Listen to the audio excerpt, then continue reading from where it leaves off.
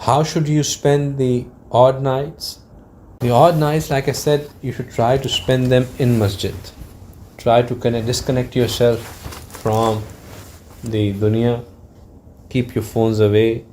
Go and that night spend the time in masjid. A person who is in the masjid, even if he goes to sleep, so the beauty of being in itikaf is that even if you are sleeping in masjid, you're still counted as ibadat. That's the beauty of itikaf. So, but when you are on the odd nights, number one thing, as always, is don't sin. Any sin. I mean, I'm not talking about major sins, even the minutest of sin. Just make sure that it's not there.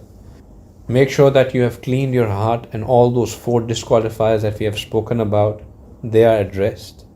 Make sure that if you are in the masjid from Maghrib till Fajr, that you give your body some rest sometime as well. Don't burn yourself out. Because what is more important is that you pray Fard Salah with Jamaat. Get up, spend some time with Quran, spend some time with zikr, spend some time with muraqabah, spend a lot of time making dua. Duas are very, very important in this month.